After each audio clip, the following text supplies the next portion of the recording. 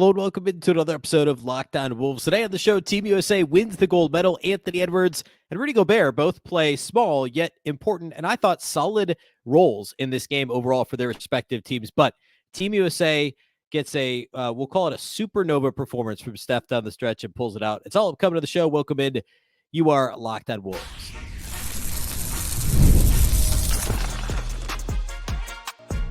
You are Locked On Timberwolves, your daily Minnesota Timberwolves podcast. Part of the Locked On Podcast Network, your team every day. Hello and welcome to the Locked On Wolves podcast, part of the Locked On Podcast Network, your team every day. My name is Ben Beecken. I'm the host of Locked On Wolves. Today's episode is brought to you by Game Time. Download the Game Time app, create an account, and use the code LOCKEDONNBA for $20 off your first purchase. Terms apply. Happy Monday, everybody. Hopefully you had a fantastic weekend. It's a gold medal Monday after Team USA defeated France in the gold medal game on Saturday. We're going to talk all about that game here today with, of course, a special focus. We'll start with the two Timberwolves players involved in the contest. Of course, Ant on Team USA and Rudy Gobert on Team France. He played a bit more of a role than he did in France's prior couple of games. So we'll talk a little bit about both of their performances off the top. Then I'll get into some of the other Team USA stuff, studs and duds. Of course, the Steph Curry performance, talk about Wembanyama, all of the above here today on the show. A big thank you, first of all, though, for making Locked On Wolves your first listen every single day. Of course, this show is free and available everywhere. That includes YouTube as well as all of your favorite audio platforms. Wherever you like to listen to podcasts, you can find Locked On Wolves. You can also watch on the Locked On Sports Minnesota app on both Roku and Amazon Fire TV. Okay. So, Team USA comes out with the gold medal victory on Saturday. It was a close game. Team USA was up by 8 points at halftime and only up 6 going to the fourth quarter. This was a 3-point game with 2.5 minutes left before Steph Curry just went nuts. With a little 2:45 or so left is when Steph Curry started to go nuts. And we'll get to that here in a minute. But I want to start with the Timberwolves performances. This is, after all, a Timberwolves podcast, after all. So I want to start with Rudy. I want to start with Ant. We'll start with Ant first.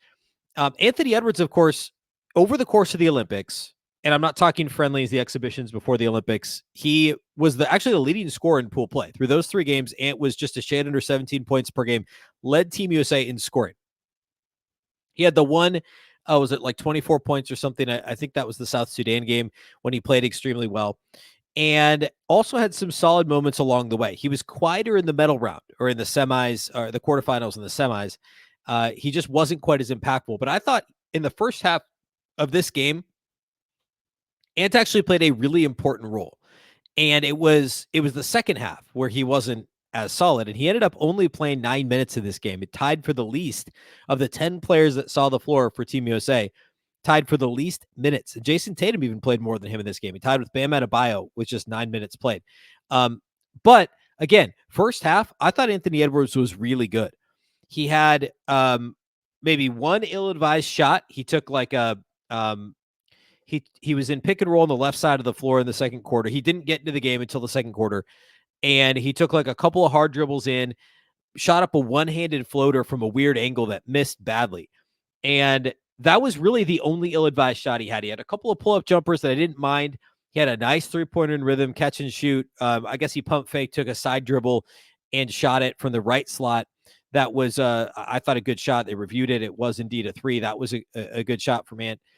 And then his best shot of the game was when he got a switch after playing really good defense. So we'll talk about that in a second. He crossed over Rudy Gobert. Rudy kind of corralled him back to the perimeter, really in the right corner, just below the break. And Ant knocked down a 3 over Rudy. And that was a moment that I've no doubt you've seen on social media. That was fantastic. And it came off of some really strong defensive possessions from Anthony Edwards, especially against Evan Fournier. He had one where he, toward like 8 seconds left in the shot clock, he knocked the ball away. Fournier tracked it down in the backcourt.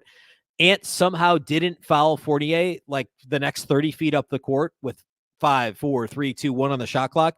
Fournier got up a contested long, like 35-footer that clanged off the backboard. Ant somehow did not commit a foul. It was fantastic defense, and it wasn't the only possession, I should say, when Ant actually did a really good job getting up on the ball and being physical. And I thought I was really impressed with what he did there in the first half. And it was really his play at the end of the third quarter that kept him from playing it all in the fourth. We'll talk about that in a moment. But defensively, he was strong. And you look at his line, and it's 8 points on 7 shots, and it's only 1 board, 1 steal, 1 turnover, no assists. There was at least one play that I thought he was going to get an assist on that he didn't. He also had a really nice screen that he set on an inbound play that led to a bucket for Team USA. And it was just I thought a well-rounded first stint. He played 6 minutes, I think, maybe 5. I think it was 6 minutes in the second quarter, and I thought he played really well. It started with the defense. The shot selection was fine, but the defense to me is what stuck out the most for Ant. In the third quarter, it was not as positive. I thought he wasn't quite as locked in defensively, and to their credit, France was playing better offensively in the third quarter than they had previously in the game. And Ant's only bucket came on a fast break, 2-on-1. Durant throws up a lob. Ant dunks it. Cool moment off of a strong defensive possession from Team USA. And I should say his only rebound was a nice rebound in a tough spot that he pulled down in this game. I think that was actually first half. But it was an athletic rebound over traffic. But second half, other than that dunk, he had a couple of so-so minutes. His only turnover was at the close of the third quarter with Team USA up by 8 at the moment, which is exactly what the lead had been at halftime. Kevin Durant's dribbling down the clock, gets to about 6 seconds. He throws it to Ant. Ant kind of fakes a pass back to Durant and then lingers on it, and the defender doesn't move. I think it was DeColo, and he throws it anyway. Gets picked off, goes the other way. Durant gets called for a goaltend on a layup attempt that would have gone down, and Ant is directly responsible for a bucket that brought France to within 6 points, allowed them to win the quarter, get to within 6 at the end of the third. That was Anthony Edwards' last moment on an Olympic floor. He did not see the floor in the fourth quarter at all. I think if that quarter ends differently, we might have seen a little bit of Ant at the start of the fourth quarter. I truly believe that, because he was really good in the first half. His physical defense was important. We talked on Friday's show. Team France is not an overwhelmingly impressive team when it comes to their backcourt and getting the ball up the floor comfortably, withstanding pressure, etc. We saw them struggle a little bit with that against Canada, and they struggle with it in this game too. Team USA ended up forcing 13 turnovers, but they turned it over 17 times themselves. They had 10 steals, but it could have been more. Frank Ntilikina only played 7 minutes. He only played 7 minutes. Nando DeColo played well. He played 18 minutes. But overall, none of these guys, like Koulibaly, none of these guys are super comfortable dealing with pressure. And I thought Ant did a really good job in the first half providing pressure and making Team France kind of work to get into stuff. And so I was a little bit disappointed to see that he didn't get a fourth quarter shot. But when he was directly responsible for France getting within 2 possessions going to the fourth quarter, kind of giving them life and momentum to the home crowd, it was really the only thing you couldn't do. I understood why Steve Kerr did not put him back out there in the fourth quarter. So it's too bad because, again, really good first half for Ant. A little bit the same for Rudy Gobert. He was much better in the first half than the second. I want to talk about Rudy here next, and then we'll move on to talk about kind of the close of the game, talk about the other stars, Curry, LeBron, Anthony Davis, Devin Booker, and, of course, Wembanyama. We'll get to all of that here next.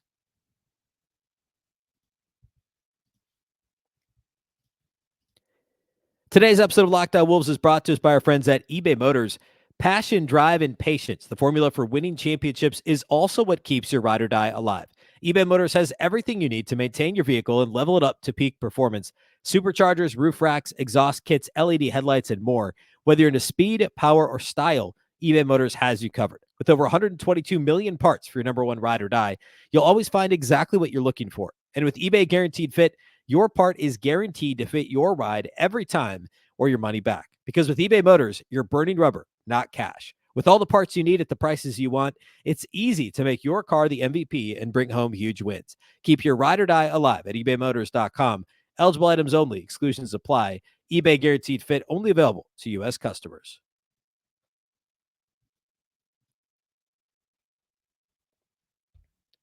A big thank you once again for making Locked On Wolves your first listen of the day. For your second listen, go check out the Locked On NBA podcast. There's no offseason in the NBA, and Locked On NBA provides daily basketball analysis from national and local experts in 30 minutes or less. No one keeps you as informed and entertained as Locked On NBA. Available on YouTube or wherever you get podcasts. Part of the Locked On Podcast Network, your team every day. All right, so Ant played a strong first half. Not as strong stint 3-minute-ish stint in the third quarter. Rudy Gobert, for his part, did not play a whole lot the last couple of games out for France. He had the finger issue about a week ago, but the coach really kind of said, yeah, it was more matchups than anything else. And of course, if you watched France at all last week, we saw Lesor played really well for them off the bench, a little bit of an undersized big, played very well against Canada. He only played 11 minutes in this game. Rudy actually played 12. So he saw more minutes than Lesor off the bench. They just overall wanted to play a little bit smaller. And of course, they've been starting Yabusele next to Wembanyama, and that was key for France in this game. However, in the first half especially, I thought Rudy Gobert played extremely well. Extremely is maybe strong. I thought he played very well. He had 12 minutes played in this game, 2 points on his only shot attempt, 3 boards, 2 steals, and an assist. There were a couple of lobs that France tried to throw him that they didn't connect on, and I would not put the blame on Rudy for either one of them. There's maybe one he could have come down with instead of trying to tap it toward the rim, and he couldn't corral one of them, but the other one wasn't a good pass, period. There's nothing he could have done about it. So those issues were not on Rudy. And if you look at the line and you say, oh, you're talking about a multiple-time All-Star in the NBA that only puts up 2 and 3 in a gold medal game. Well, he had like 4 or 5 screen assists, and I'm not exaggerating. He had more screens that led to legit open shot attempts for Team France that they just didn't make. And overall, they only shot 30% from 3 in this game. And I thought Rudy was really good. Dwayne Wade even called it out on the broadcast. He mentioned, like, I think it was actually in the third quarter when he said this, but the second quarter I thought was when Rudy was a bit more impactful, was that France was getting shots that were generated by how well Rudy Gobert was setting screens to free up Fournier, to free up other guys in the backcourt for Team France. I thought that was a big part of what they were doing offensively. And I know that they made a nice push in the fourth and got to within 3 with Rudy on the bench, but he was a big reason why France was within 6 at the end of the third quarter when Team USA was trying to pull away. He had maybe a little bit less of a presence defensively in this game. I thought it still mattered, but his work on the glass was also good. 3 rebounds in 12 minutes is solid. But again, it was really more the screens than anything else. There was also one play he had. His one basket was he sealed LeBron. LeBron was fronting him. He sealed him. He got a pass, dunked over a couple of guys. There was another play where he backed down. I don't remember who was guarding him. It might have been Tatum. He backed down somebody on the left block in the first half of the game and shoveled a pass to, I don't remember who it was. It might have been Yabusele. He basically crab dribbled to the middle of the floor as much as Rudy does that, and like shoveled it to I think it was Yabusele for a bucket, for a dunk. That was Rudy's one assist. It was really I thought a well-rounded Rudy performance for as little as he was given time to play. And I thought the French rotations left a little bit something to be desired if you were rooting for Team France in this game. I thought Batum only had 5 points, but he had 8 boards, 4 assists, only 1 turnover. He played 25 minutes. I thought he could have been on the floor a little bit more in the second half of this game. Gobert probably should have played more than 12 minutes. I understand why Lesor did not play more in this particular matchup, but he was very good last time out for them. Fournier played 19 minutes. Probably could have had him on the floor a little bit more. DeColo was very good, but I don't know. I think they maybe could have gone even a little bit smaller on the perimeter with some of those guys. And with Wembanyama on the floor. Now, Wembanyama had 26 points on 19 shots. He was really good in this game. Hit a big 3, was trying to kind of withstand the flurry of shots that Steph Curry. By the way, the Noah Eagle call, cloudy with a chance of Curry's, was fantastic. So good. And I don't know that anybody's ever done that call before. I've never heard that call for Steph Curry before. Fantastic. I think that was after his first 3 in his barrage in the final 3 minutes of the game, which is, and then it only got, I don't know, not flurries. It was a snowstorm at that point, if you want to continue the analogy for Steph Curry. But anyway, Wembanyama was really, really good in this game for France. And he's what kept them in it. And then, not surprising, but he's what kept them in it. Yabusele had 20 points up 14 shots, but Wemby had 26, 7, 2 assists, no blocks for Victor Wembanyama. Only 1 block in the game for France, period. Team USA had 6. 4 of them were Anthony Davis. 4 of them were Anthony Davis. Durant and LeBron getting the other one. So I thought that was interesting. But grand scheme, down the stretch, it was all about Steph Curry. That's what this game was all about. Everyone knows it. Team USA is up only 3 after Wembanyama makes a bucket. it was a he rebounded his own miss and put it in while it was on the rim, which of course is legal in FIBA. So it's a 3-point lead for Team USA with just under 3 to play. Steph comes down, knocks down the Clyde with a chance of Curry shot. Wembanyama misses the answer on the other end. And on the rebound, Durant gets fouled. He makes both free throws. So now it's an 8-point game. DeColo makes a shot on the other end after a timeout. So it's back to 6 with 2 minutes to play. Curry knocks down another 3 to put them up 9. Batum comes back and hits a 3. Curry hits another 3 to put the USA back up 9. And then Wembanyama hits the 3 to keep France in it. 6-point game with 55 seconds. And that's when Curry makes the ridiculous over the double team, fading rainbow from, a couple feet beyond the arc on the right wing. Just one of the most nuts 3-pointers you're ever going to see. We'll be seeing it for the rest of the time to seal the game. Or as Noah Eagle put it, again, a really good call, a golden dagger, putting them up 9 with 30 seconds to play in this game. And that was it. They ended up winning by 11 when it was all said and done. A really remarkable finish for Steph Curry. And kudos to Batum and Wembanyama for giving it right back to Team USA. Again, I would have had Batum on the floor a little bit more if I were France, maybe a little bit less Koulibaly. I would have probably had Gobert on the floor a little bit more. Like, I get at the end of the game, it was just switching everything and Curry jacking threes, but it's before that, right? Like, they were already down. I guess they got it to within 3, but before that, it was a 10-point game with 6 minutes to play. And I thought there was a little bit of a missed opportunity for France there rotation wise, in my opinion. So Wembanyama, fantastic. Curry, great down the stretch. We should also talk about LeBron being great. We'll talk about studs and duds here in a second. For France, though, it was all about Wembanyama and Batum down the stretch. And Batum, that was the only 3-pointer he made in the game, by the way. He only had 5 points, but he led them to rebounding with 8. A team with Wembanyama, with Gobert, with Lesor. They were led in rebounding by Nicholas Batum. 5, 8, and 4 for Batum in this game. Really, really good game for him. But back to Timberwolves players. Putting a bow on Timberwolves players in the Olympics, I guess, would be in this gold medal game. Strong first halves from Ant and Gobert in bit roles in the second quarter. Third quarter, each of them was maybe a little less impactful. Rudy wasn't quite as good offensively, and I don't think had much of an effect defensively. Ant throws the ball to France to single-handedly make this a 2-possession game going to the fourth quarter, and neither one of them sees the floor in the fourth. So a little bit disappointing from a Timberwolves fan perspective. I should also mention Gobert got into it with Embiid a little bit, which maybe isn't a surprise. Embiid was pretty didn't have much of an impact. Didn't make a field goal in this game. The only Team USA player that saw the floor that did not make a field goal, only played 11 minutes. All 4 of his points came at the line, just 3 boards in 11 minutes for Embiid as well. And I thought, like, if Embiid had played more, we might have seen more Gobert. I think that was kind of the calculation in the second half was, hey, look, if Embiid's on the floor, we'll have Gobert out there. If he's not, we won't. And I don't know that it was really that simple, but I think at that point in the game, that was the counter adjustment that Steve Kerr was probably willing to make. That ended up not really mattering down the stretch because Embiid just wasn't on the floor in the fourth quarter. I don't think he played a minute in the fourth. Team USA basically went with starters. Jrue Holiday didn't start in this game. We saw Durant start instead, but it was starters, and then Jrue Holiday saw some fourth quarter minutes and Anthony Davis, I guess, instead of Embiid. So it was those 6. So starters minus Embiid plus AD and Jrue Holiday both saw some fourth quarter minutes, and that was it. Otherwise, it was all D Booker, it was all Steph Curry, it was all LeBron and Kevin Durant. All right, let's close by talking individual studs and duds. We'll put a bow on the Olympics here. We'll do all that here next.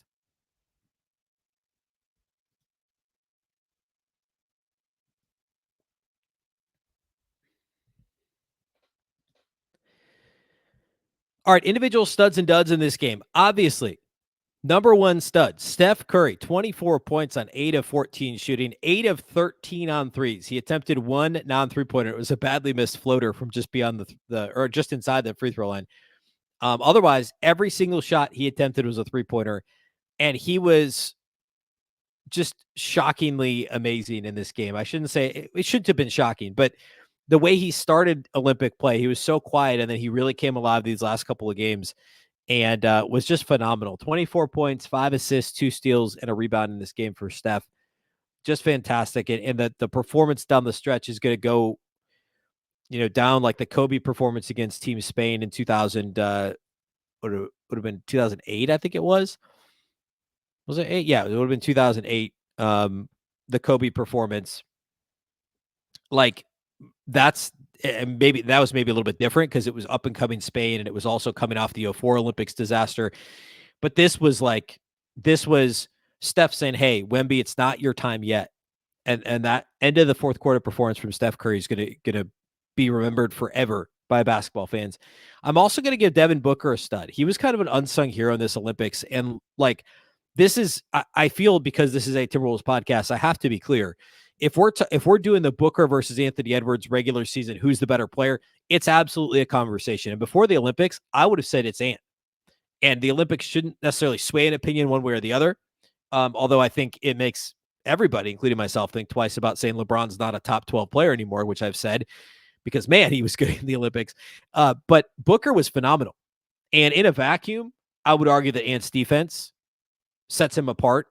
But Devin Booker was indispensable in these Olympics because he wasn't the loud, hey, I need my buckets guy. But when he had a chance as an ancillary scorer, he was fantastic. 15 points on 6 of 9, 2 of 4 on threes. He was 4 of 5 on 2-point attempts in this game. Actually took it to the basket a couple of times, had a free throw make in this game, 6 boards, 3 assists, and 0 turnovers for Devin Booker.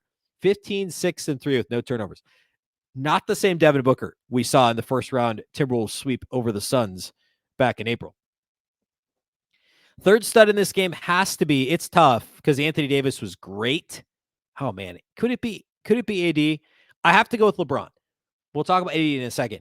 LeBron had 14, 10, and 6, 14 points, 10 assists, 6 boards, 6 of 10 shooting, 1 of 2 on threes, made his only free throw attempt, 2 steals and a block. He did have 5 turnovers. He had a lot of turnovers in this tournament because he was playing point guard effectively this entire time. Like Curry wasn't passing the ball a whole lot in the tournament, not just in this game. Booker wasn't either. He wasn't initiating. Booker doesn't initiate offense for this team. It was LeBron. You can live with the 5 turnovers because of the 10 assists and the 14 points on 10 shots. LeBron was very good once again. The absolute straw that stirs the drink. So LeBron, Booker, Curry are my studs. Anthony Davis, honorable mention. I mean, remarkable. 8 points on 4 of 5 shooting, 9 boards, 4 blocks, 2 steals in this game for Anthony Davis. Led the team in rebounding by 3 over anybody else and was the game high rebounder. 9 boards in 20 minutes. Was 4th on Team USA in minutes played. 5th. Number 1 in rebounding in the game. And there were also 4 players on Team France that played more than him and did not rebound like him either. Came through in big moments. 4 blocks. He had 4 of the 7 total blocks in the game, not just for Team USA, in the game. Anthony Davis had 4 of them. Was very good in the interior. Kevin Durant, solid. More offense from him in the first half, but hit some big shots down the stretch too, or I guess hit a couple of big free throws more accurately. But 15 points, 4 rebounds, 4 assists. 5 of 12 shooting, 3 of 9 on threes. Strong performance from KD. No real duds in this game. Again, Ant was kind of a goat for the way he ended the third quarter, but he was fine. He was good in the first half. Bam had a massive dunk. Only played 9 minutes, 1 shot attempt, just 1 board. And Embiid only played 11 minutes, had 3 rebounds, 2 assists, and a steal. No turnovers, made all 4 of his free throws. So no real duds. Just a bit of a tweaked rotation for Steve Kerr, which, shouldn't be a surprise. But again, strong performances from Timberwolves players in the first half of this game. And it was all about Curry, Durant, LeBron, Devin Booker down the stretch. Really strong close to this one for Team USA. And a fun Olympics. It really was. And I know that, the Brazil game wasn't close. The pool play games weren't close. But the Serbia game and the France game, both were fantastic. And every time, every 4 years, it seemingly gets a little bit harder for it. I know Team USA was 15.5 point favorites, I think, at FanDuel coming into this game. It's only going to get harder. And in 4 years in LA, 28 Olympics, Wembanyama's, he's going to be there. Team France is going to be there.